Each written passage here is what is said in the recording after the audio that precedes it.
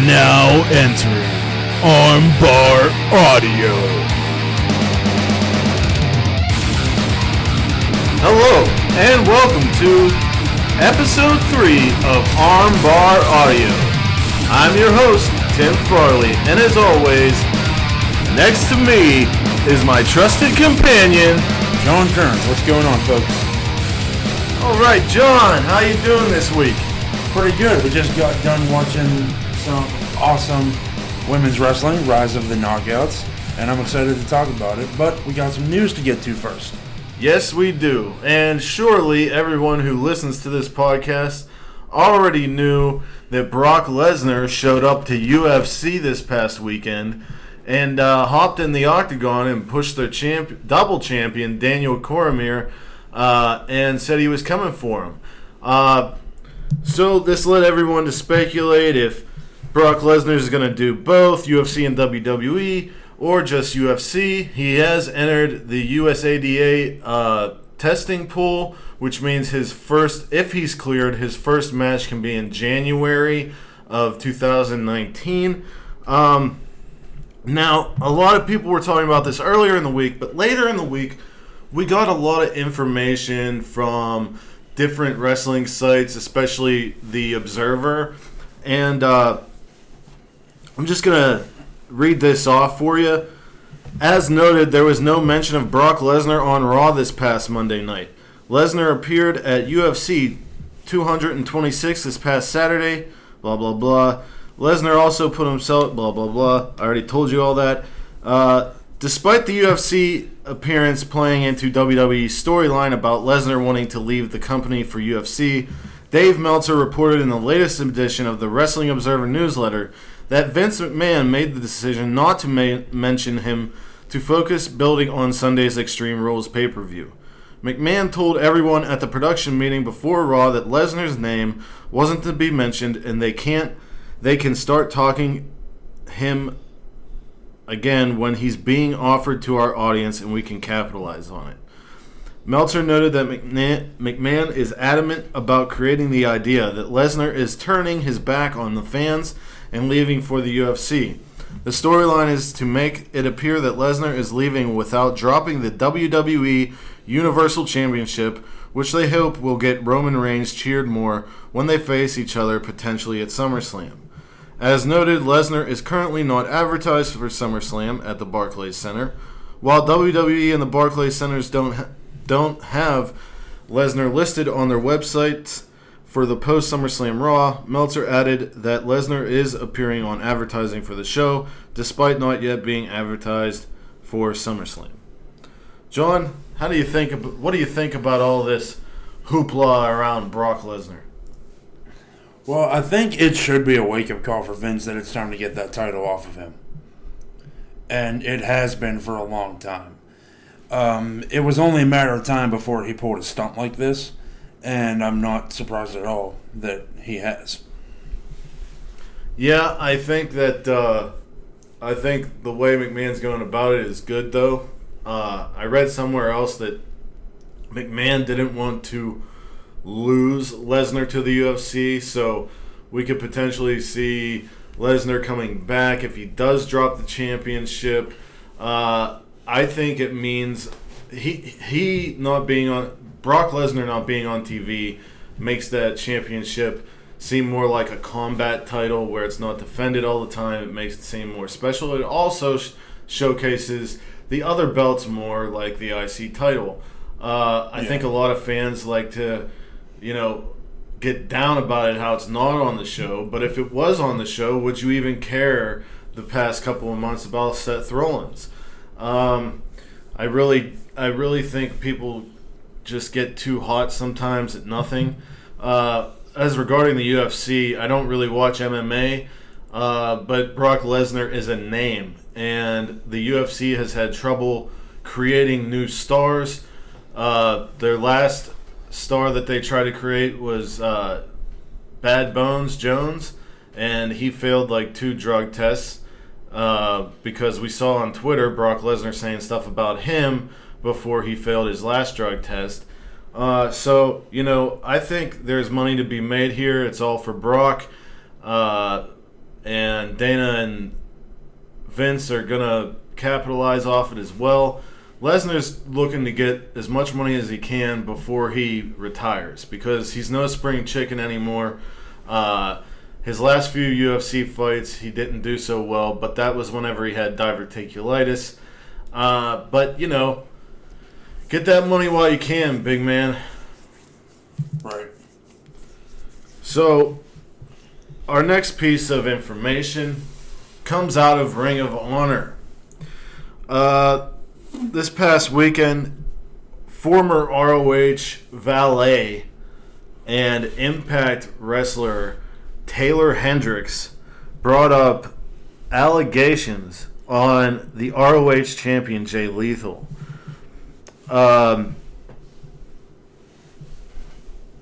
She said that basically she was taken off of TV and everything whenever Jay said that they sabotaged you because you wouldn't sleep with me. She says that Lethal pulled her aside and told me what you told me, whatever that means. She's been being very adamant about it through the week. We had a response from Jay Lethal that said, "Please do not use my words here as fuel to attack myself or my accuser. There is already too much hate going around in the world, so let's not add to it." And he said in that tweet, he posted a photo of his phone notes. "Let me be clear. There is absolutely no validity to these baseless allegations. Throughout my career, I have sought to conduct myself with honor and integrity. I would never engage in any conduct that disrespects this business or the men and women in this industry. Every individual has a right to be heard and must be given every opportunity to speak truth to power. Anyone engaging in misconduct or abuse of any kind simply has no place in our business or our society.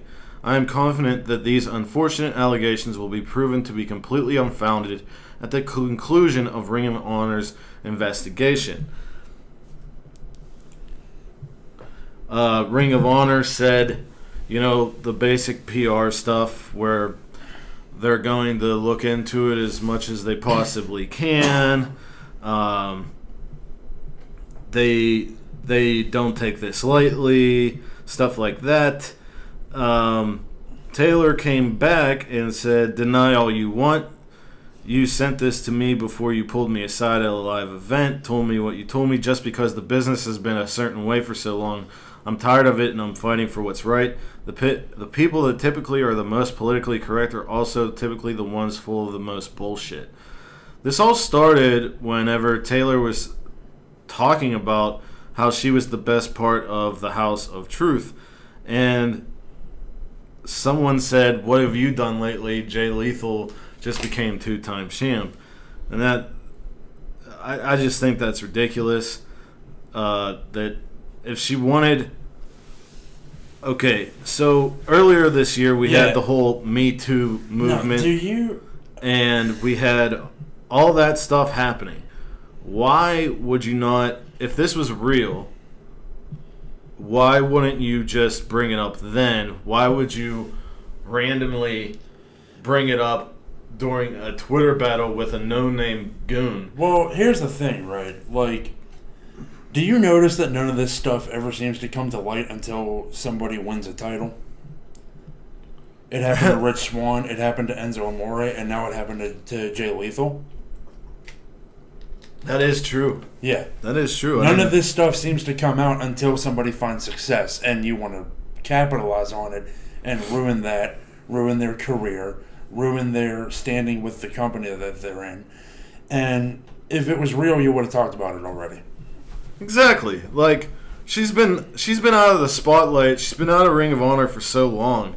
And don't get me wrong. I believe that if it's true, then great for her. Or, you know, like, I hope justice is sought. If it's not true, then I hope justice is sought the other way. But, you know, logically speaking, I'm not going to say if I believe her, if I don't, or anything like that until, just like I said about the Enzo case, like we shouldn't judge until all of the information's out there. But John had a great point, and it always happens whenever these people find success. But I do think it is a little funny that she just started to talk about it now, when we all know she's very... When somebody mentioned Jay Lethal. Yeah. She started talking about it. Exactly. So, we're going to get off of that, get on to the reviews for this week. Yeah, we're done. Not much news this week. No, I mean, the news... a lot of our news this week is going to be spread into the reviews. Yeah, a lot of it stems from the shows that happened the past weekend. That's correct. All right, so Impact Rise of the Knockouts. This show seemed to be cursed because the first couple matches, I believe, were not on the VOD. They had streaming issues. Apparently, Rise 7 had streaming issues as well. So if you go to Impact's Twitch and you watch this, it starts a bit into the Kikyo and Madison Rayne match. Now, for what the title, the Rise of Phoenix title, was supposed to be defended between the champion Delilah Doom and the former champion Shotzi Blackheart. 2 weeks prior, Delilah Doom comes down with an ankle injury, has to vacate it. Shotzi was supposed to wrestle, I believe, Mercedes Martinez or someone else. I don't know. Maybe it was an unknown person they were going to put up there. And then Shotzi came down with the same type of injury. So this left Rise and Impact to scramble at the last minute for a main event, and they did deliver. The match that I really wanted to see and I didn't get to see was Chris Wolf, who is formerly of o.V.e. She's from Chicago. She's a Filipino girl who has a gimmick of like actually thinking she's a wolf. She's absolutely awesome. She wrestled Tessa Blanchard, but that was not on the broadcast due to the streaming issues, like I said. The first match was Kikyo versus Madison Rayne. Madison Rayne wins with a Samoan drop roll over roll up. I thought Kikyo sells very well. Her body reminds me of Awesome Kong, but looks more like Jessica Havoc. From the little I saw of this match, due to streaming issues, both women worked a very good match. Yeah, I agree with you. Madison Rayne has been one of my favorites for a long time. Even back when she was part of the Beautiful People, I thought that she was one of the ones that was going to really go forward from that faction, and she has now. So yeah, this was a good way to start the broadcast. It's a shame that it had to start that way, but it's a good thing that the match that eventually was on when the stream came back online was one that would keep people invested. Absolutely. The second match, we got Kimber Lee, former Abby Lay from the Mae Young Classic and NXT, against Shimmer, an independent female wrestler who has also made an appearance on NXT a few times, Shaza McKenzie. There was some good spots in this match. Kimber Lee with a buckle bomb after Shaza tried a jumping Rana off the top. I thought Shaza looks like Alexa Bliss, Bliss's first incarnation, and Kimber Lee is starting to look like Lufisto. There was a tilt-a-whirl head scissors for 2 on Kimber Lee, step up enziguri for 2 on Shaza. Kimber Lee was more aggressive in this match. There was a Shaza hit the turnbuckle Rana, which led to both females forearming in the middle of the ring, Japan style. Shaza goes for a kick, but Lee throws it down into a split. Lee with a kick, and Shaza catches it and split Lee. Vicious kicks from Shaza to Lee on apron as Lee was draped over the low rope. 3 Germans from Kimberly only gets a 2 count. Shazza went for a cutter off the top, but Lee blocks. Lee tries a beautiful swanton, but misses. Shazza goes for a cutter again, but Lee rolls Shazza up with the tights for the 3. It started off nice, got hot in the middle, but the ending fell flat. These two deserve better than that finish, and the finish looked sloppy. It was an okay match, which could have been great. I thought it was weird to go with a roll-up win, as the last match was a roll-up win as well. What were your thoughts on this match? I was mostly just happy to see Kimberly again because I was really upset when NXT let Abby Lath, quote unquote, go. So it was nice to get to see her again. It sure was. The next match was a Falls Count Anywhere match for the Impact Knockouts Championship. This was awesome. We had Paige's mom, Saraya Knight, versus the Undead Bride, Su Yung. Sanjay mentioned early in this match that this is the creator versus the creation. Apparently that was on the independent female wrestling scene. This was a wild and crazy match. Saraya really brought it to Su Yung. It started off with all the bridesmaids in the inside the ring, and Saraya just like clotheslined everyone and just brought it to Su. We had a spot where Saraya choked Su with a bull rope, dragged her up a ladder onto some type of top area of the gym that they were in, and dropped Su down hangman style. Su was eventually caught by onlookers, and Saraya dropped the rope and followed with a big crossbody to everyone. This led to Saraya only getting a 2 count. Saraya takes too much time pandering to the crowd and turns into some mist and a schoolgirl. Su retains after a hellacious whooping from Saraya Knight. Here we are again, third match of the broadcast. Really good, and then finishes with a roll-up. Now this one makes sense because of the mist. But how are you having 3 roll-ups in a row? Mm-hmm. I don't get that. These women deserve much better than those finishes. What do you think? Yeah, I don't understand.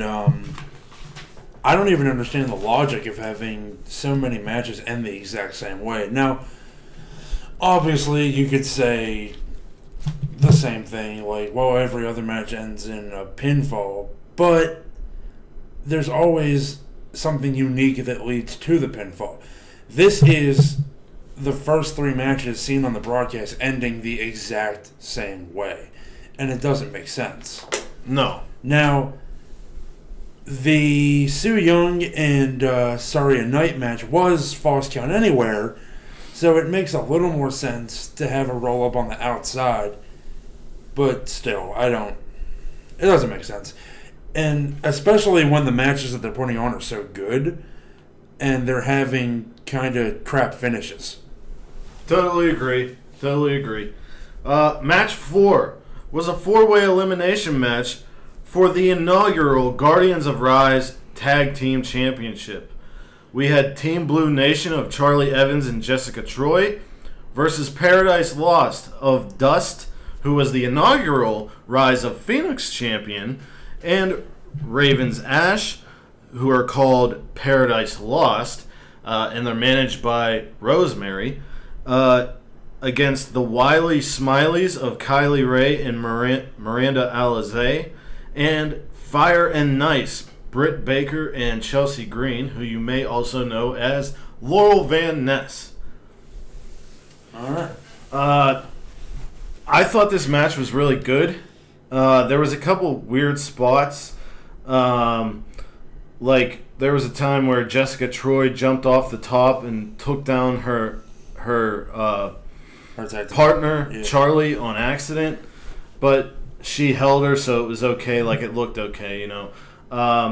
We had Britt Baker turning on Chelsea Green. She super kicked her right in the chin and Paradise Lost got the elimination win. Kylie went for a body scissors, but Charlie slammed her down. Troy comes off the ropes with 2 knees to the back of her head. It was a 2 count. Troy comes in and taps to a crossface from Kylie Ray. So they're out of there. So it's down to Paradise Lost and the Wily Smileys. If you've never seen Raven's Ash, she is an Amazon. She's very tall. She kind of reminds me of the in WCW. There was a girl who had like a camo gimmick, like Major Guns or something. Yeah, she was on the Misfits in Action. Yeah, she was like real tough and tall, Yeah, not heavy. Yeah, but her name was Major Guns. I don't know what her real name is. yeah, I kind of got that vibe. She was with Hugh Morris and Lash LaRoe and all them. Yeah. Kind of got that vibe off of her, just her stature. Paradise Lost defeat the Wily Smileys with a whip-assisted big boot from Raven's Ash to Miranda Alizé. I was impressed by both final teams all throughout the match. Team Blue Nation has potential, and Britt Baker probably turned on Green because Green may have gotten a WWE contract. Yeah. As we talked last week, she was at the Performance Center. I'm surprised that Britt Baker hasn't gotten a contract yet, being that she's isn't she Adam Cole's wife? Not wife. They're dating. They've been dating for probably a year or so, maybe more. She's been on the independent scene for maybe 2 years, maybe 3. Okay. She's not new. I know the last because time, she's been in a lot of indie scenes, Yeah. so you see her name a lot. But she is new in the sense that there's still a lot of other females on the indie scene who are years ahead of her. Yeah, I know that the last time that NXT was in Pittsburgh, I went, and Britt Baker was in the crowd and actually got a chant because she was there. She was also on a Raw and got fed to Nia Jax earlier in her Raw. And when Adam Cole was out there, they won whatever match they were in, and he walked over and hugged her and kissed her, and everybody was like, yeah! So maybe we'll see her in there soon. Yeah. I thought it was a good match, and it didn't end in a roll-up, so I was happy about that. It was great. I really like Paradise Lost. Yeah, it was great to see Rosemary again. She Yeah. got involved here and there, pulling people off of the apron and such. I can't wait until she comes back from injury. Right. So, John, you want to take over for the last match? Since you sound so enthused. Last match wound up being... It ended up being Mercedes Martinez, and she goes out there and she's talking about how her 2 opponents that had the same injury, she kept saying injury using air quotes, like implying that they were afraid of her and they knew they couldn't beat her, so they didn't even bother trying. And the referee is standing there with the vacated McIntyre championship, and she's saying, you might as well give that to me now because nobody here is going to step up. And somebody does actually step up. It is none other than Tessa Blanchard. The undeniable. Yeah, the undeniable Tessa Blanchard. She walks out there and talks about how she says, well, there is somebody out there who's going to stand up to you, and she's standing right in front of you now. And they argue back and forth for about a minute or so. And I don't even think it was that. It was like, as soon as she dropped the mic, it was a 30-minute Iron Woman match. Yeah, it was. As soon as Tessa dropped the mic, she strike first and sent Mercedes out with a low drop kick. Well, and what happened right was, away, 3 suicide dives. Yeah, she had suicide dives. Well, what happened was Mercedes said something to the effect of, you don't even know what you're getting yourself into here. And Tessa goes, I know exactly what I'm getting myself into here. Dropped the mic and hit her with forearm smash. Yeah. And then the drop kick and then the 3 suicide dives. And that's in minute 1 of a 30-minute match. Right. The commentary was good at telling us how much time was left. Yeah, because there was no clock in the arena. Yeah, and they talked about the pacing and how Tessa was not pacing herself well. Right. This match had everything you would want in an Iron Woman match. I believe that it was really awesome. Mercedes blocked 2 arm drags and a backslide attempt and hit a big double-handed chokeslam for 2. We got the first pinfall when Mercedes Martinez hit her Fisherman Buster for the first fall on Tessa. This was preceded by a great outside spot with a draping DDT over the guardrail to Tessa, but both women made it in before 10. We also get the commentary telling us Tessa already wrestled a 15-minute match earlier in the broadcast against Chris Wolf. We got another Fisherman Buster, but it was reversed into a hammerlock DDT. This led to the score getting tied 1-1. There was a top rope Hurricane Rana from Tessa. Mercedes kicks out because Tessa took too long rolling Martinez over. Draping swinging neck breaker from the top gives Martinez only a 2. Tessa hits a cutter for 2. Tessa tries the DDT again, but Mercedes with the 3 amigos for a 2 count. Tessa with a face buster misses the Magnum but lands on her feet and gets a big Yakuza kick from Martinez. 2 count. Tessa hits the Magnum for the 3 right on the dot, less than a second left. And we got a new Phoenix of Rise champion. She hit the Magnum after blocking a Fisherman Buster from the top. It was an awesome match. The veteran and Mercedes Martinez putting over the best, my opinion, best female out there right now, not signed by the WWE. And that is Impact's long-term signee now. They have officially made it. Tessa is there for quite some time. Mm-hmm. So, John, what'd you think? The match was really, really good. I think that having the deciding pinfall happen with so little time left on the clock really did something for the urgency of the pinfall and just made it more awesome. And the crowd was on fire for the whole match.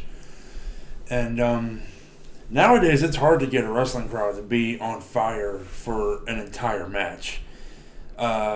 Most recently, I noticed when I watched NXT this week, the Mustache Mountain and Undisputed Era match, the crowd didn't stop the 50-50 chant for the whole match. Right. And then added to the match. And on our last week's episode when we talked about Best in the World, that Young Bucks and Briscoes match, that crowd was hot as hell. Mm-hmm. Yeah. But speaking of the Young Bucks and New Japan and all that stuff, the New Japan Pro Wrestling G1 special happened in the legendary Cow Palace in San Francisco this past weekend. Actually, the same day as Impact Rise of the Knockouts. Yeah. And the same day as UFC 226. All that stuff happened in one day.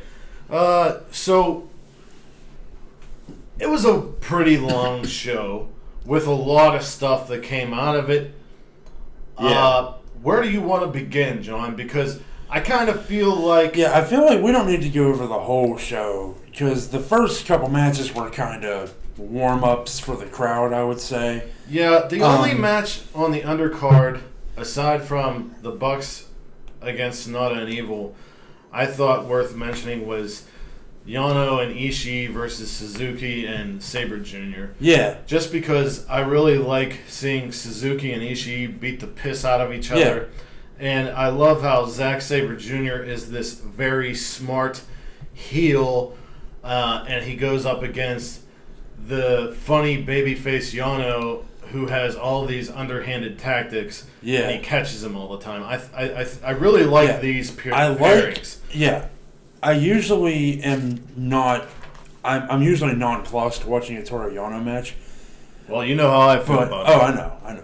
But the dynamic of him and Zack Sabre Jr. is perfect.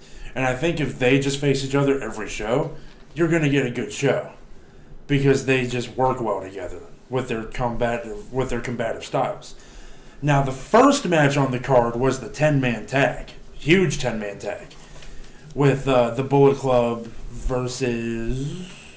Who was the other Chaos. five? It was Chaos. Yo, Rocky Romero, Roppongi 3K, Gato, and Yoshihashi versus Tama Tonga, Tonga Loa, Yujiro Takahashi, a.k.a. the Tokyo Pimp, Chase Owens, the Crown Jewel, and King Haku. Yeah, that's what I wanted to mention. I thought it was really cool seeing Tama Tonga and Tonga Loa get to wrestle with their dad. Yeah, absolutely. It was really cool. I love how Haku put in the Tongan death grip on Gato and picked him up from Tama Tonga and then tossed him into Tama Tonga, who hit his jumping cutter. I believe Haku also hit a pile driver, and then the ref went to count for the 3. It was on Rocky Romero, and Tama picked the ref up and asked him if he saw a tag. So it was kind of funny that the heel is telling the referee the right thing. The rules. Yeah. That was just hilarious. But yeah, so that was a good. Yeah. What match do you want to actually get into first here? I feel like we should at least talk about all the title matches. Right. I mean, it was an over 4-hour show. I mean, that's kind of the downfall of New Japan for this particular podcast. And earlier in the week, John and I, we have been talking. I've always said about Ring of Honor cramming too much in, and I can't figure out what it is about them that doesn't get me. But then when we were talking about this show before we recorded, I figured out what it is. There's no commercial breaks, really. There's no backstage vignettes. There's no pauses from the action. It's just one match, boom, boom, boom, boom, boom. And where you'd think that would be a positive, it ends up burning you out quicker. Yeah, definitely. So, you want to talk about the title matches? The first title match on the card was the Never Openweight Championship. Hiroki Goto, the champion, against Jeff Cobb. Yeah, now, this is second time seeing Jeff Cobb. I told you last time it was the first time. I like what I see out of this guy. And I know that he's Manzana on Lucha Underground, right? Or Matanza. Yeah, Matanza Cueto. And, and it's really interesting because Jeff Cobb, not in the Matanza costume, is a completely different wrestler. Even he doesn't even do any of the same spots. Well, he does a signature move and the Tour of the Islands, right? But other than that, it's just he does a really good job of separating using fictional in the way that Lucha Underground is like a movie. He does a good job of separating the fictional character from his actual wrestling persona. I agree. JR always talks about Hiroki Goto as a Bret Hart. He fights he's always down to fight any body size, anybody, right. And he's very technical and stuff like that. And I finally got it when I watched most of this match. Who won and how did it end, John? Hiroki Goto retained the Never Openweight Championship. I think just normal, with his finisher, and then pinfall. Yeah. Let's see. Yeah, Hiroki Goto, I think, is grossly underrated. I agree. I really like Hiroki Goto. Yeah.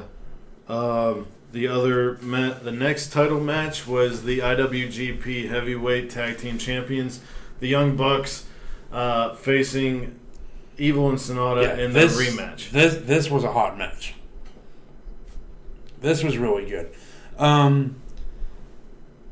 My favorite spot from the match was Sonata. He comes off of the top rope, and the Young Bucks are in the ring beating the tar out of Evil, and Sonata comes down and eats a double super kick in midair. That was an awesome spot. And it was another one of those situations where the crowd was on fire the whole match. Anytime the Young Bucks are in the ring, the crowd's going to be on fire, is what I'm noticing here. Young Bucks retained using the Meltzer driver on Evil after they knocked Sonata out of the ring with another round of double super kicks. Yeah, this was, it's always fire when you get to watch the Young Bucks, and Evil and Sonata are just as good as anybody go ahead. Wrestle them. But go ahead, John. Yeah, I just remembered. Evil and Sonata are the first team that I can remember actually countering the more bang for your buck double team move. Yeah, I've never seen that counter either. But maybe I haven't seen enough. Yeah, Sonata was able to get the knees up on the moonsault on the moonsault spot from Nick, and he got the knees up and they were able to get out of the more bang for your buck move. Yeah. The next title match, was the IWGP Junior Heavyweight Championship. Hiromu Takahashi against the person that he chose specifically, his longtime rival, Dragon Lee from CMLL. Yeah, the feud that started while Hiromu was on excursion. Yes. This was amazing. If you don't know what happened at the outcome of this match was fantastic. There was German suplexes, there were strikes, scary dives, there was so much. Lots of outside work as well. Lee hit a dragon driver that saw Hiromu land awfully on his neck. Now that is also the Phoenix Plex that Kota Ibushi sometimes uses. We'll come back to that part. But Hiromu managed to finish the match and score with the time bomb to retain. Now, from that dragon driver, okay, it's like a cradle from a front position thrown and a throw over, like a belly to back cradle suplex type of deal. Coming from that, Hiromu suffered a broken neck. Now, a lot of wrestling personalities. Now, hold on. I might be wrong here. Didn't it come out that his neck wasn't broken, just severely sprained? Because I had heard that it doesn't require surgery. It doesn't require surgery, but it's still broken. Oh, it broke. Okay, he actually did break it. Okay. New Japan's being very quiet about it at this time, but the wrestling world is not. Now, John, I know you have the quoted opinions and statements of some people. Let's get into that. Okay. Well, it's just... I want to start by saying it's a really unfortunate situation because I am a huge Hiromu Takahashi fan, and I wish him a speedy recovery. I know a broken bone isn't a speedy recovery, but you know what I mean. The first quote I want to bring up is from Chris Jericho. He appeared on Busted Open on Sirius XM, and he said, "Wrestling should be stiff. It should be strong style, but not dangerous." And this is kind of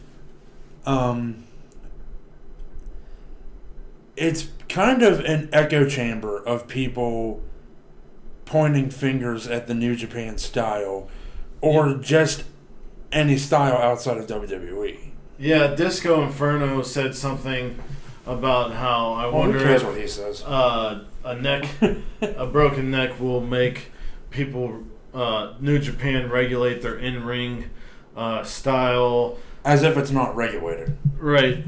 Josh Barnett on the Ross Report this week talked about the spot, and he said that Takahashi can come back if he can pinpoint his charisma and personality and make very few fine tweaks to his style.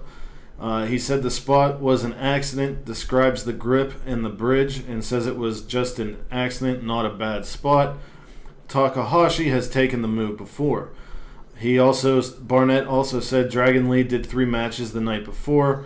JR said Dragon Lee did 3 matches the night before. Barnett retorts and says Lee was trying to make the most of his excursion in the U.S. that week, but New Japan should have been aware and told him not to, as it puts Lee and his opponent in jeopardy as of being tired and fatigued, possibly. Now, there is someone else who made some great statements on Twitter, and I know you have. Yes. The voice of reason in all this comes from a man who nobody would ever describe as the voice of reason in any situation. It comes from Sean X-Pac Waltman. Now, anybody that's listened to any of the OmegaCast episodes knows my opinions on Sean Waltman, but I actually agreed with him here. What's your opinions on Sean Waltman? That he's worthless and offers nothing to pro wrestling in any way. Well, I totally disagree with you. I totally disagree with you, especially since he's cleaned up his act. I mean, yeah. And he's owned up to who he was in the Yeah, past. and I get that, but I find myself not caring much when he shows up on random WWE spots and whatnot. Yeah. I mean, he was always like that guy. I liked him as 1, 2, 3 kid. Well, sure. And I think without him getting into WWE, we wouldn't even have cruiserweights in WWE and stuff like that. Well, maybe not. I guess that makes sense. Like, he was the first, like, undersized guy that really got a push, I think. Yeah, sure. But anyway. Yeah, anyway, let's get into what he had to say about the Takahashi spot. So he starts it off by saying, just read an article that said the world is waiting to see if Takahashi will lead a normal life. Talk about overdramatic. He walked out of the ring on his own, FFS, which, if you don't know, stands for expletive sick. He wasn't carried away in a stretcher, and this was a 2-part tweet because I guess he ran out of characters. He goes, I've had my neck broken twice in the ring. Second time had it surgically repaired. I was able to make a full recovery and return to wrestling for the most successful run of my career. Takahashi walked out of the ring on his own. He's not done yet, mark my words. We also got some statement from the New Japan champion, Kenny Omega, who recognized Hiromu as a talent that was going to supersede his junior heavyweight status and be one of the brightest stars in the company, and wished him well and a speedy recovery. Also, I thought that was just classy of Kenny Omega to say that. So they've been talking about injuries a lot this week in the wrestling world because of this and another thing we're going to get into. But, you could talk about strong style in New Japan as much as you want. Now, in Japan, we have had a couple wrestlers die in the ring or, right after a match, like the legendary Misawa and some female Joshi wrestlers. You could easily point the finger at the Japanese style of wrestling and talk about injuries. A couple years ago, Shibata with the headbutts. But here's the thing. There is more injuries that happen in the WWE than New Japan, or in Japan altogether, I believe. And that's because of their rigorous touring schedule. They might not be as severe as the New Japan ones, but they lead to a rough career and possibly shortening of a career. I mean, just look at what happened with Chris Benoit. You know, a lot of people have talked about how he had the brain like a 70 or 80-year-old dementia patient. There's a lot that can be said about injuries, but my personal view is this. You don't point the finger at all. Accidents happen. These are grown-ass men and women who put their bodies on the line in a job that they signed up for, they trained for. This is their decision. And accidents happen. Yeah,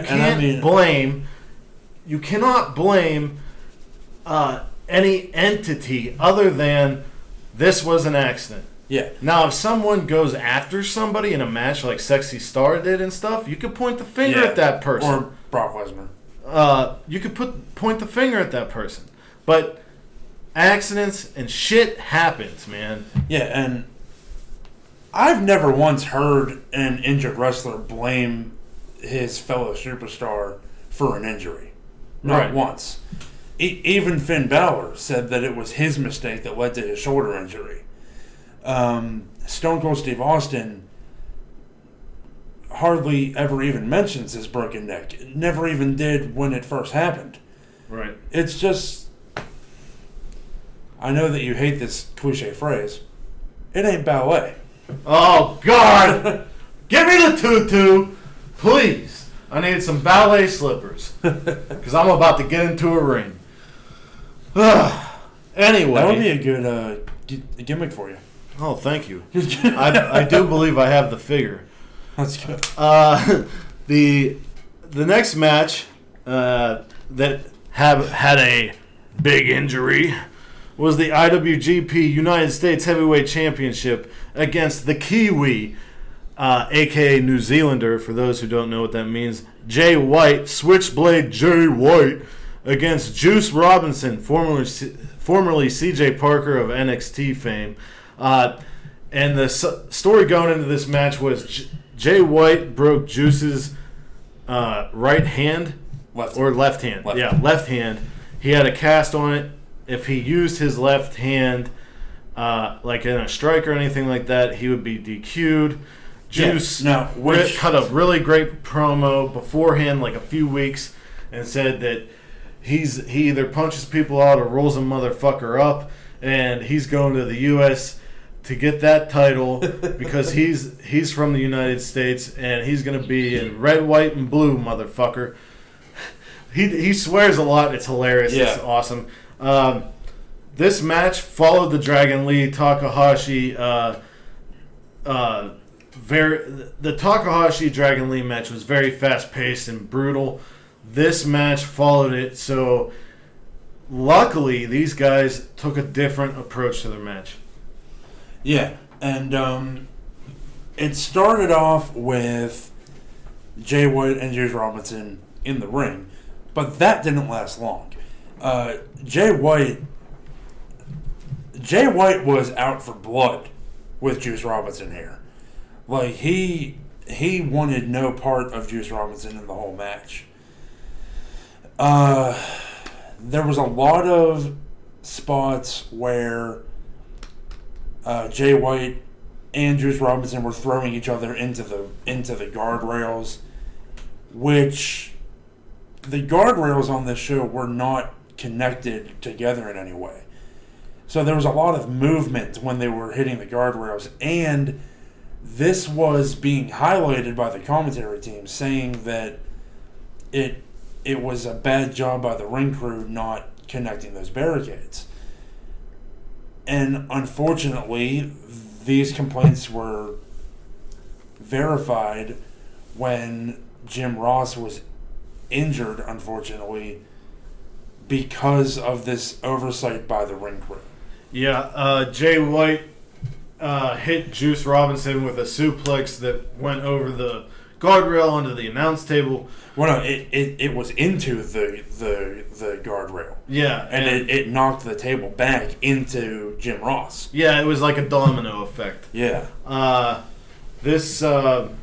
And Barnett stood up and said something Josh to Barnett. Jay. Jay said something back, and Josh stormed the ring. And Jay White went right outside and said, "Get him out of there." I want to know what Jay White said. Well, because we heard what Josh Barnett said, and to keep the show PG, I'm not going to repeat it. Right. Unless Tim wants to. You see that motherfucker run? Yeah. Anyway, so instead of going to various online sources to find out all this information, Jim Ross actually had Josh Barnett on his show this week. The Jim Ross report. What was said. Ross says his lungs, ribs, and sternum are bruised, and doctors are worried about him catching pneumonia.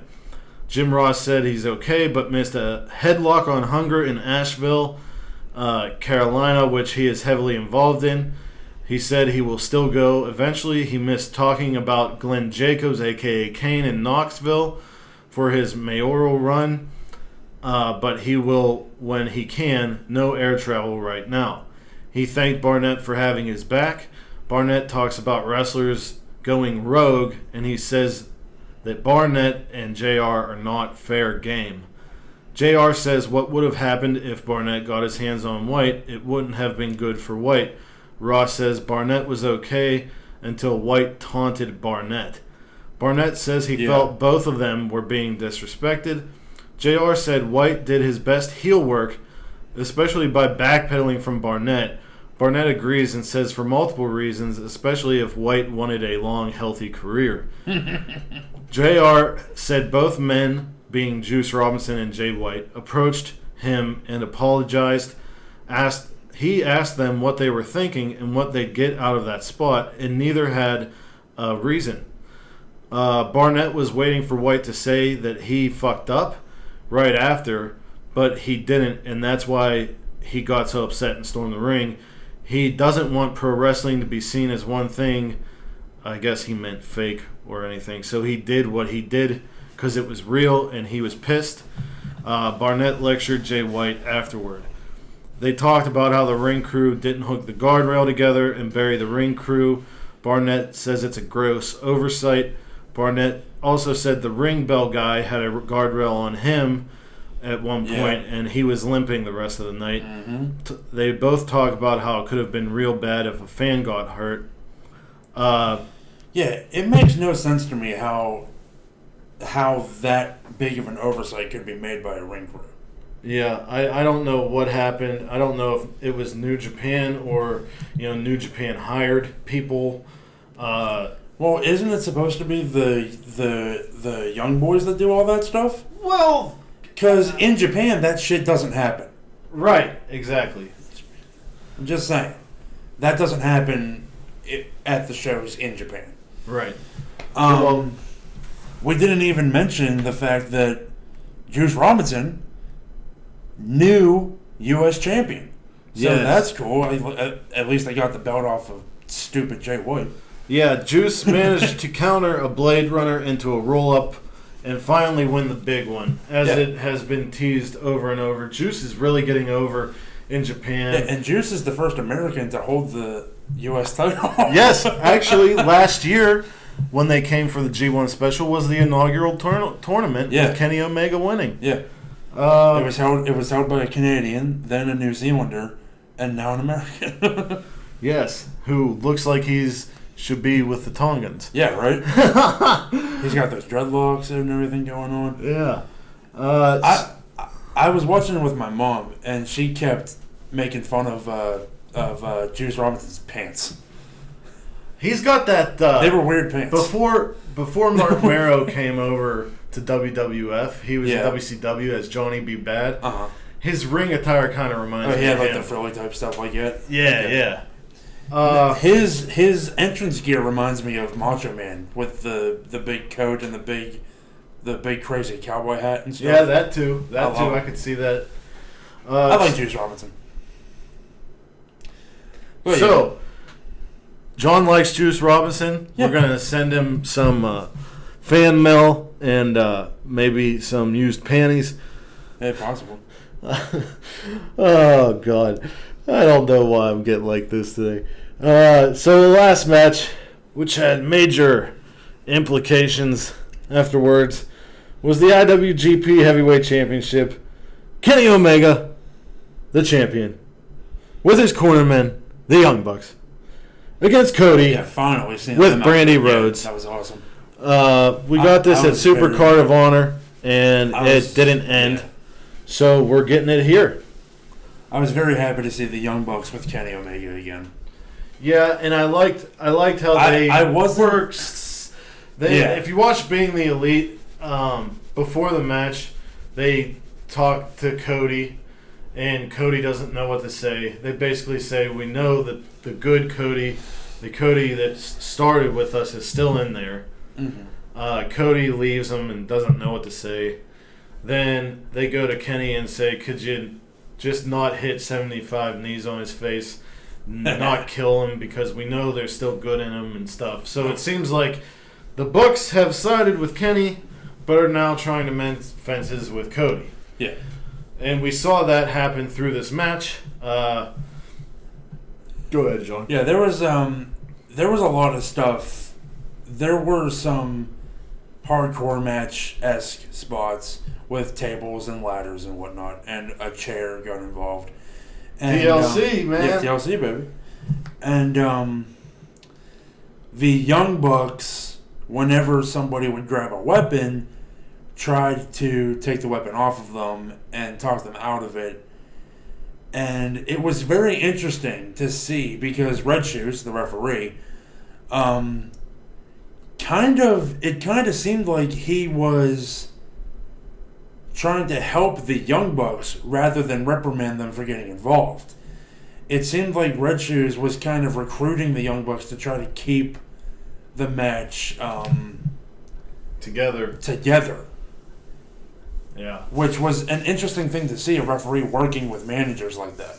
Yeah, I thought it was great whenever Cody hit the huge suplex from the top of the ladder into the ring. Yeah, into the ring. Because if Kenny would have hit it, he would have went outside through a table. Which was very frightening. The end came whenever Kenny Omega hit the one-winged angel for the win.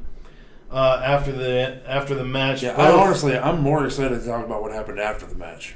Both were selling how grueling the match was. Kenny grabbed Rhodes' hand with both of his hands and pulled him up, and basically gave him the this feud is over type feeling.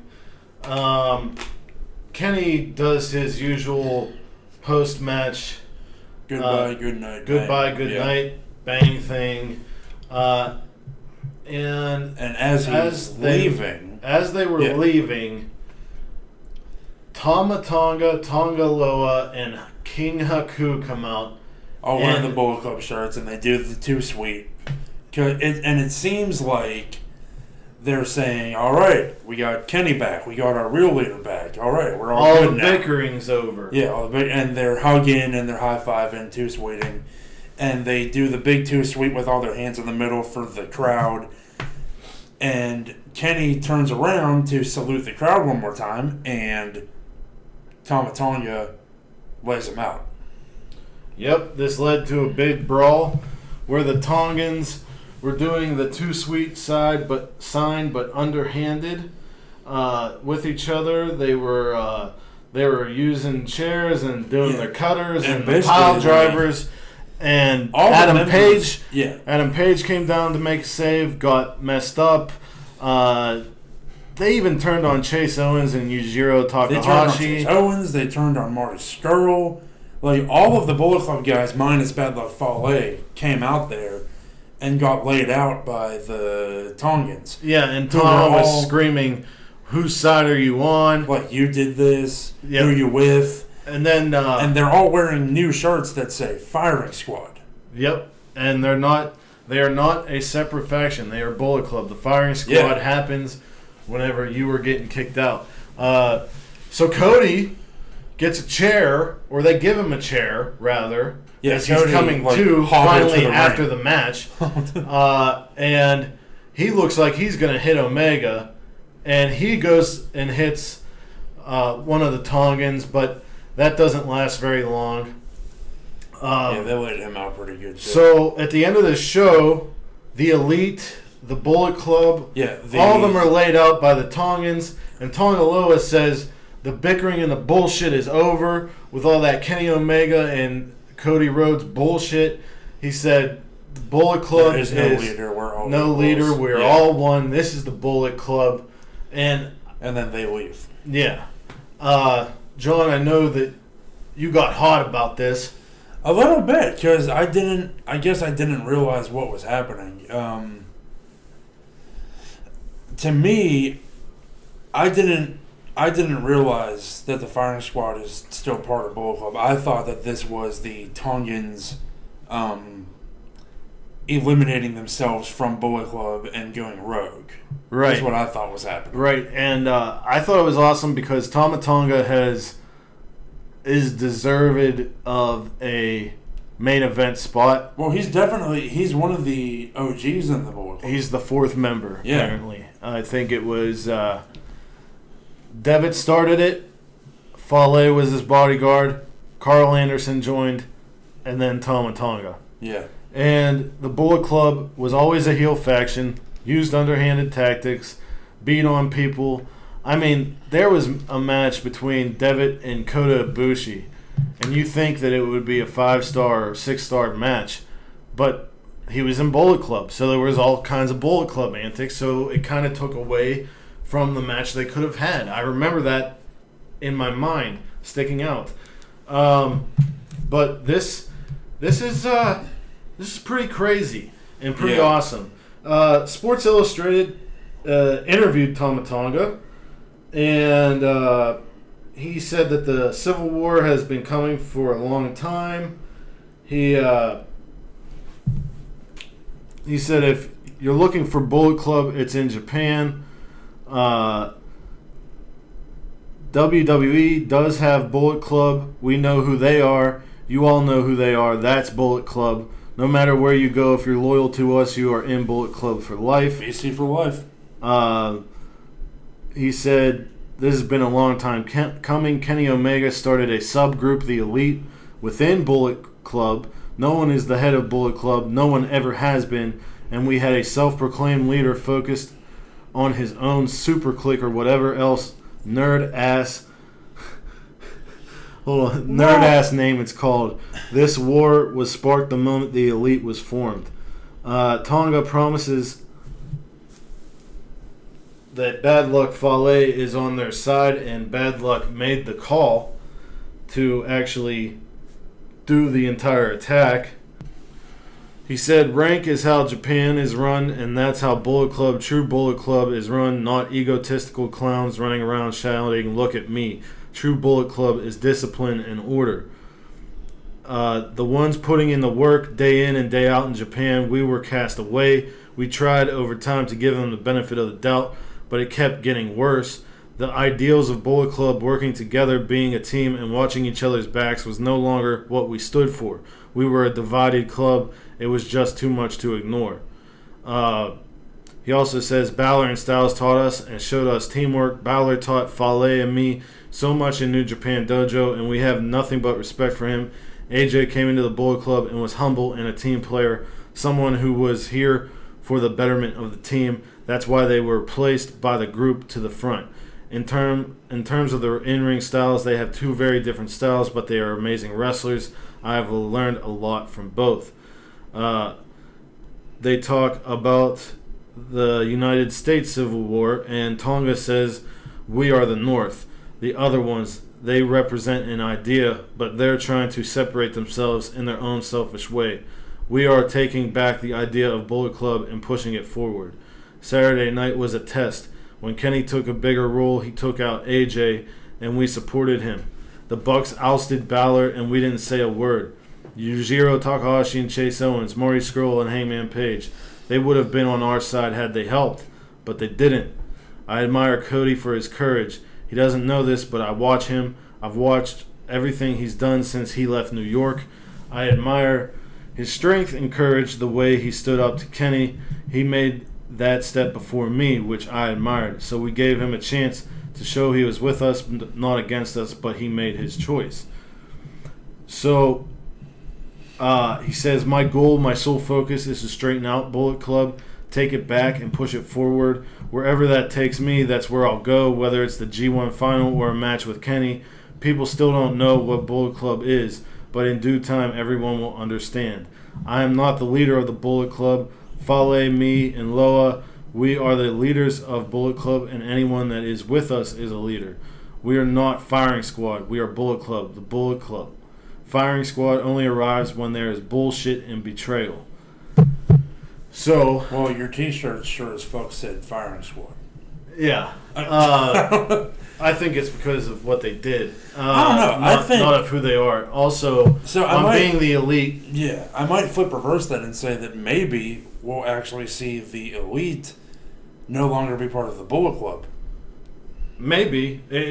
They could turn it and twist it however and they maybe have Cody join up with them, because we actually got a hug between Kenny and Cody in the ring after the attack from the Tongans. Yeah, and then on Being the Elite, it ended with this was all the guys who got beaten down in a hotel room eating fast food or whatever, or takeout.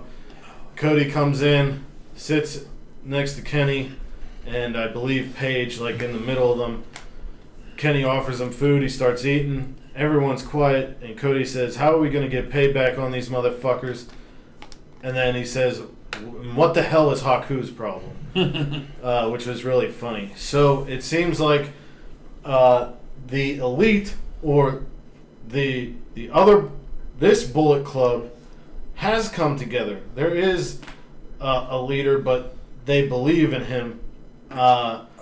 And now there's this other Bullet Club who says they're the old Bullet Club, right. But they attacked right when the Bullet Club drama was ending. Was over, yeah. So we'll see how it spins, but I'm looking forward to the G1 climax. Oh, yeah. Because we're going to see a lot of these guys interact with each other. So it starts on the 14th and goes through August 12th, I believe. Yeah. The A block is Hiroshi Tanahashi. The first night on Saturday is the A block. We get Tanahashi versus Suzuki, Togi Makabe versus Yoshihashi, Mike Elgin versus Evil, Kazuchika Okada against Jay White, which should be a good one.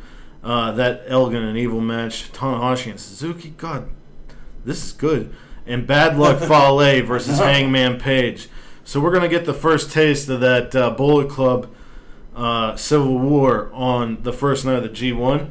The second night, on the 15th, is the start of the B block, which has Juice Robinson against Tama Tonga, Hiroki Goto versus Sonata, Tomohiro Ishii versus his friend Toru Yano, Kenny Omega against Tetsuya Naito, which will be awesome, and Kota Ibushi versus Zack Sabre Jr., which is a rematch from their New Japan Cup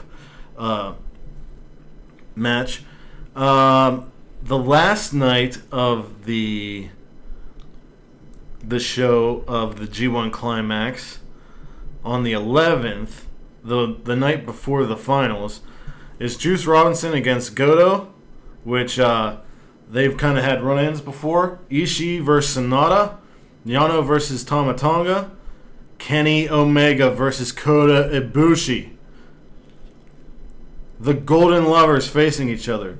And another New Japan Cup rematch for Zack Sabre Jr. against Tetsuya Naito. This will finish on August 12th at the Nippon Budokan in Tokyo. Sunday, August 12th.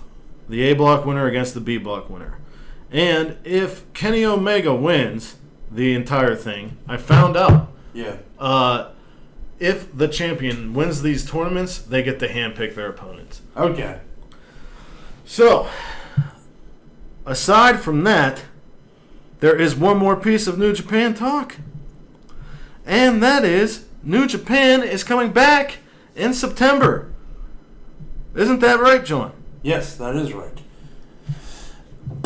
In September, New Japan Pro Wrestling will be doing another show in the United States. Is this one in California as well, or is it in Florida? No.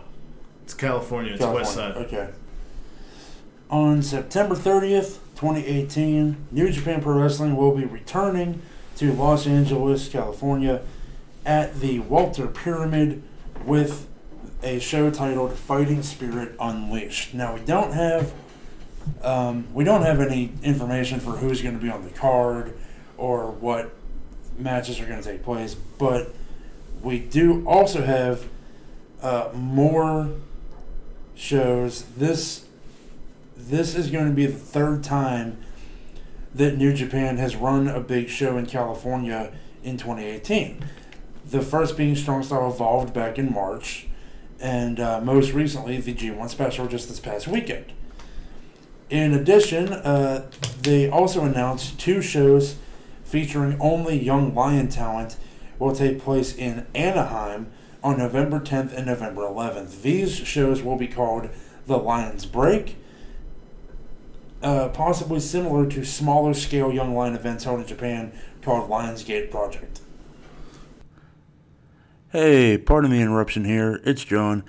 Just wanted to cut in and give another little piece of news here. So we recorded this episode 3 of Armbar Audio, on July 12th, 2018, around 2:30 p.m. And not 4 hours later, it was announced that New Japan Pro Wrestling and Ring of Honor are doing a joint event at Madison Square Garden next year. Annually, Ring of Honor and New Japan Pro Wrestling have worked closely on interpromotional cards, but this time they are going to do so at the world's most famous arena, on WrestleMania weekend no less. Ring of Honor and New Japan will hold an event at Madison Square Garden on Saturday, April 6th, 2019. The promotions released a video teasing the event earlier today, which I will link in the description of the video. So, again, pardon the interruption. Let's get you back to your regularly scheduled Armbar Audio. Sounds good, bud. Absolutely. So, our next piece of business, there's a big old WWE pay-per-view coming to town, and that's called Extreme Rules, and we gonna give you some predictions. Hell yeah. So, I'm actually excited because I'll actually be attending this show. Yes, you will, with Mama Kearns. Yes. All right. Many photos will be taken. They will be shared on next week's episode. Yes, and on our Instagram and everywhere else. Armbar Audio. Follow it, love it, live it, breathe it, drink it in, man. All right, so the first match we're going to get into is Finn Balor against Constable Corbin. Constable Corbin. That's who you're choosing? Mm-hmm. No, I'm going for Finn Balor. I want Finn Balor to start winning more shit. Yeah, it's about time. And Corbin has gotten the upper hand on Raw a few times. I wouldn't mind seeing the Demon come back since it's a singles match on a pay-per-view, but it's probably not going to happen until SummerSlam. Right. I think Constable Corbin looks like a TGI Fridays manager. What? He cut his hair, he wears that vest. He looks like a TGI Fridays manager. Like, he should have flair. He should have buttons on his thing. I think he's got kind of like a Lex Luthor thing going on. Yeah, maybe. Comic book villain and stuff. But like I said, Corbin has been gaining the momentum going into the match on the Raws leading into this pay-per-view, so Balor will probably get the win. Mm-hmm. I hope Balor gets the win because he's been showing some good charisma in his backstage promos and such. Yeah, when are we going to get him back in the main event picture, for God's sake? Whenever the hell he gets off of Raw. Yeah. Because honestly, whenever Vince has him in his hands, he shits the bed all over the place. Yep. You need to get him away from Vince as much as possible. Roman Reigns versus Bobby Lashley, which is actually kind of cool. I like the build up to this. How they've had more of the Impact Lashley come out than the smiley, happy face bullshit we were given with his with his feud with Sami Zayn. I'm hoping that this kind of unofficially winds up being a number one contenders match to lead into who's going to face Brock at SummerSlam if he decides to come to work. I like also how they incorporated the Revival. Yeah. In this one, I think I'm going to go with Bobby Lashley. I will second that. I think Roman Reigns' smear streak, his losing streak, is going to continue. And maybe it will lead to... And I wouldn't be surprised to see Roman give the rub to Lashley coming out of this.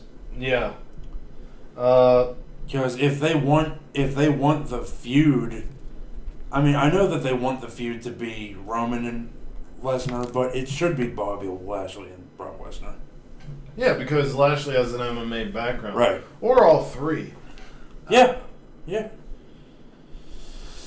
next match, a steel cage match featuring Braun Strowman against Kevin Owens. I think the build to this match, on Owens' side it's been funny. On Braun's side it's been like he's been playing a parody of himself. Right. And I think that's only being felt that way by me because he's like a full-blown babyface now. Yeah. So that's okay. I don't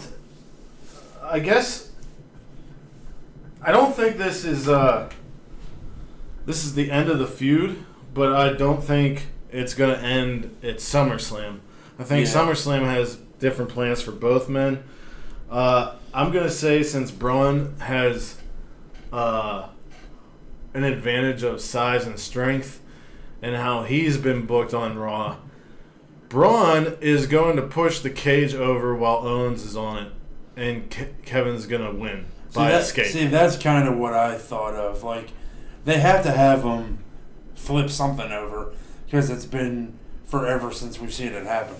Yeah, something's going to happen to where Kevin wins by escape. Yeah. But not on his own volition. But it's Braun's fault or whatever. Yeah. Maybe just throw him through the damn thing. Probably. Because Kevin's a big boy. He can't... The cage might not be able to handle all that. That is true. And if they got that ring crew from the G1 special working, the whole cage is going to fall over as soon as they get in. Right. The WWE United States Championship match. Jeff Hardy, the champion, the charismatic Enigma. I'm so excited for the this. English version of Shinsuke Nakamura. I'm so excited. The Japanese version of Jeff Hardy, the artist, the rock star Shinsuke Nakamura. King of Strong Style. The King of Strong Style, Shinsuke Nakamura. I'm mostly excited for this because it'll be my first time seeing Shinsuke live. Yeah, I think Nakamura is going to come out and win his first main roster belt. I hope so. And I think that the feud will continue through SummerSlam, and it'll be good. I like their pairing. We get the SmackDown Tag Team Championship match, the Bludgeon Brothers versus Team Hell No, the reuniting of Team Hell No. What do you think about this one, John? I'd like to see Team Hell No pick up the victory, but I don't see the Bludgeon Brothers losing these belts anytime soon. I agree. On SmackDown, we got they're still undefeated, right? Yeah, the Bludgeon Brothers. Yeah. We saw Team Hell No get taken out by the Bludgeon's Insanity until New Day made the save, and then we got a 10-man tag, and Team Hell No ended up standing tall. But everything that's happening with Glenn Jacobs outside of the ring makes me think that this can't be long term. I don't know when the mayor race ends in Knoxville. Right. So I don't see the Bludgeons losing either. But I don't think it's going to be clean. I think Sanity might get involved and cause some chaos. Yeah. But speaking of Sanity... There's a tables match between Sanity and the New Day. Yeah, that's on the kickoff show. Yeah. Sanity. I'm picking Sanity. Me too. Yeah.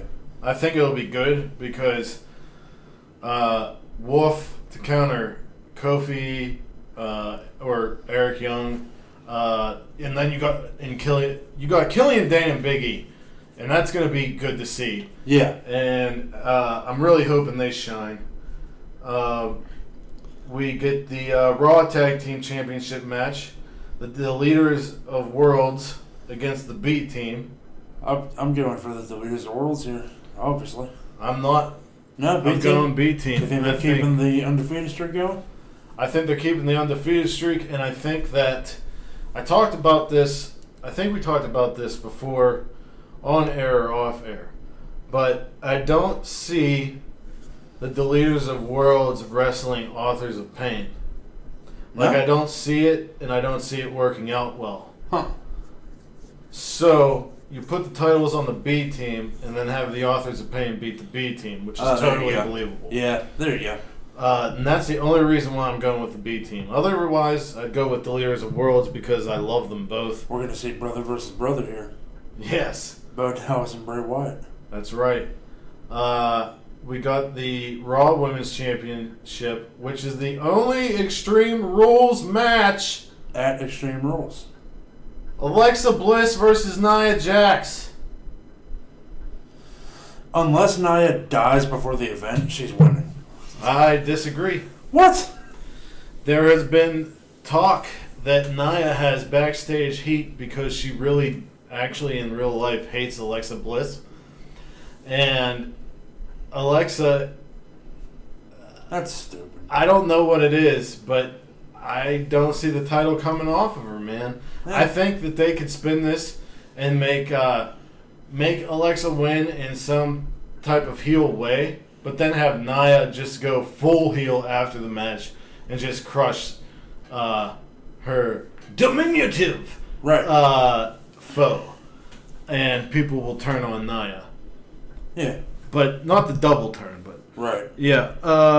So then let's get into SmackDown's Women's Championship match. Carmella versus Asuka. With James Ellsworth suspended above the ring in a shark cage. Really? Yep. Oh, Yep. I missed that part. Yeah, that was on. That was announced on SmackDown this week. James Ellsworth is going to find some way to wiggle out of the cage because he's a small, tiny little man, and he's going to cost Asuka the match, and then Asuka's going to rip him limb from limb.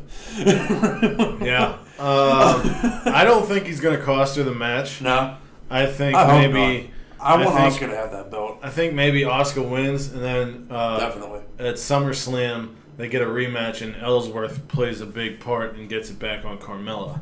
Oh, well, there you go. Possibly. Yeah, that makes sense. But then again, I really want to see Asuka versus Charlotte again. yeah, But yeah, the adding of James Ellsworth into this feud has really helped Asuka It actually has. Yeah. with the American fan base yeah. that aren't smarks. The next match I'm going to talk about is the match that I think is going to steal the show.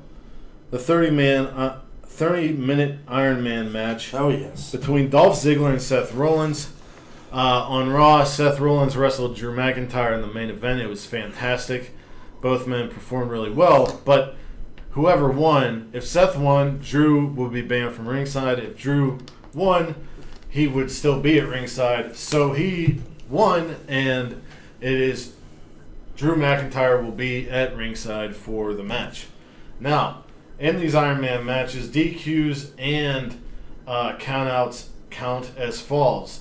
Yes. So I really don't understand why they would want Dolph Ziggler would want Drew McIntyre out there. Well, I'll tell you what. What's going to happen.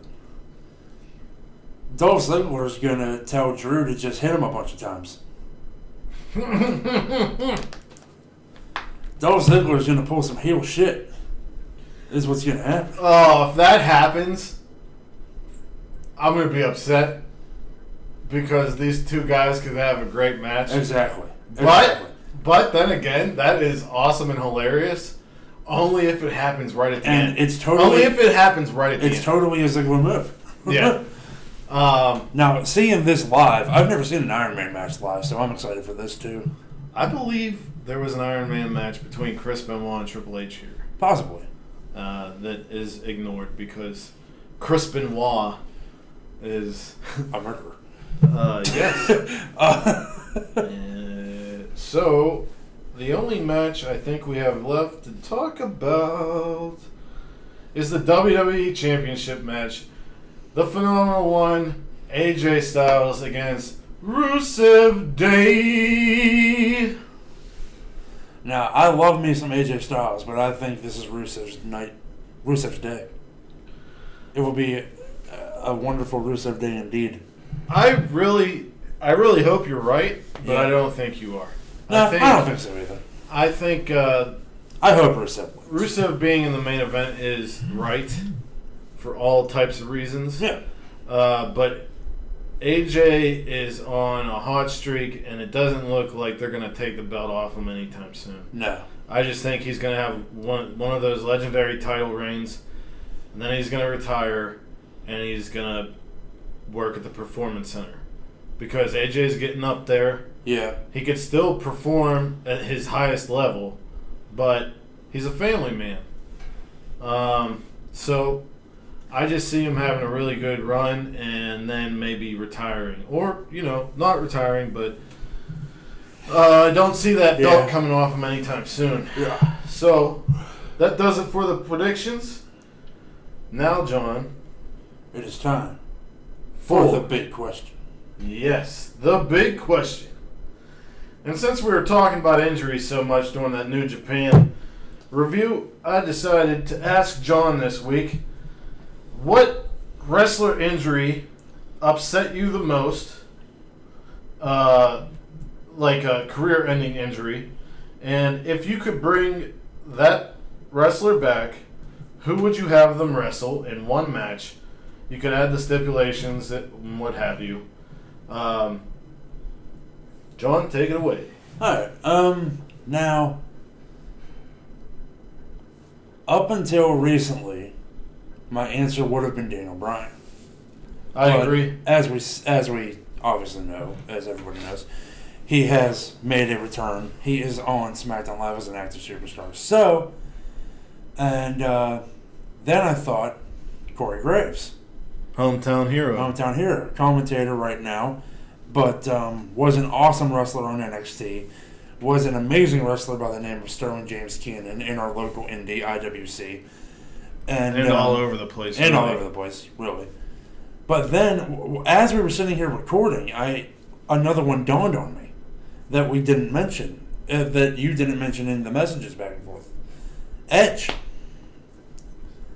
You mentioned Edge? I didn't even remember that you mentioned Edge. But yeah, Edge.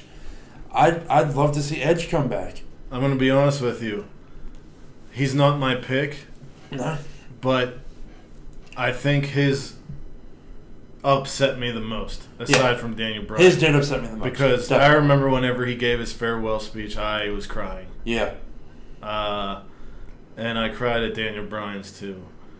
So you're going with Edge? I'm going with Edge. And I'd have him go up against AJ Styles and regain the WWE Championship one last time. That'd be pretty awesome. That'd be pretty awesome. And just a straight-up match? Yep, straight-up match. Cool. Because AJ's best matches are straight-up matches. Yeah, that's true. Yeah. Although, his match against Ambrose at TLC was awesome. Yeah. No, my favorite AJ in WWE match was the match with John Cena that... Royal Rumble. Yeah, that stayed in the ropes the whole time. Oh, my God. They didn't even go outside. It's a classic. It stayed in the ring. It's a classic. When I was looking up wrestlers who had career-ending injuries and such, of course we thought Daniel Bryan and Edge first because they got to have farewell speeches. Yeah. They had you could have your moment. There's two wrestlers who I'm torn on, but I think I know who I'm going to choose. And they were two wrestlers who didn't get to have that. A lot of people have talked about why hasn't there been a British WWE champion? Why has Regal never got it? Why Didn't Wade Barrett get pushed to it? When will that happen? Will Pete Dunne be the one? And honestly, there is a guy on commentary in NXT and 205 Live named Nigel McGuinness, who was hired by the WWE the same year they hired Daniel Bryan, as they were both really hot in Ring of Honor and in Pro Wrestling Noah. And they both had a great... I mean, their ROH feud, aside from Samoa Joe and CM Punk, is the feud, and Generico and Steen are like the three feuds that define ROH. Yeah. And really define Bryan Danielson and Nigel McGuinness. He had a messed up bicep, so he went to TNA as Desmond Wolfe, and he had to retire after 2 really awesome matches against Kurt Angle because he came down with hepatitis B. And the reason he had to retire is because, blood and all that stuff. So he has been very against blading since he had to retire. But he's not who I would choose. I mean, if I'm thinking of a newer wrestler, that's definitely who I would choose. Not Corey Graves. I mean, I love Corey Graves, but I think Nigel had the potential to be the one British wrestler to finally get that title. Right. But, Corey and Nigel made the best out of their injuries. Oh, definitely. And are big parts of the WWE. A guy... You can say the same thing about Paige now. Yeah. Being the general manager of SmackDown. Definitely.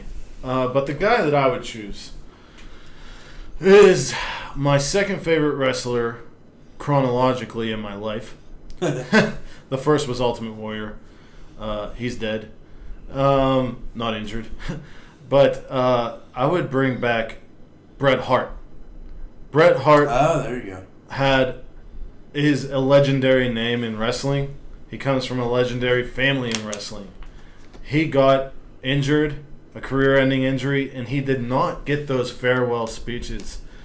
I really often think of dream matches with Bret Hart, and what if he never would have gotten those concussions and strokes and whatnot. And I would bring Bret Hart back for a Iron Man match against probably, now I would think right off the top of my head Daniel Bryan or Kurt Angle, because it would be technical masterpieces. Mm-hmm. But his best matches were against guys who didn't wrestle his style, like Austin and Shawn Michaels. Maybe, and this would go off of real life drama, have him against Seth Rollins. There you go. Because he's been critical about Seth Rollins not working safe, and Bret has that. Sometimes he has to put a foot in his mouth sometimes, and he even says that. Yeah. He's a little bitter and stuff about his injury. He'll still talk about Goldberg and say some stuff and then be like, but we're okay, he apologized, this and that. But right before he says that, it sounds like he's burying the guy. So there's a lot of resentment in him. You could tell. Mm-hmm. But yeah, it would be Bret Hart. It'd be an Iron Man match, and it'd be against Seth Rollins. But I would definitely consider Angle and Bryan. So yeah. Any last words? Right there. Last words for me, not so much. I'll finish off by saying I'm excited about Extreme Rules on Sunday. As you should be. Oh, yeah. You can find all of our information and the info on the video on YouTube. Yes, you click that down button.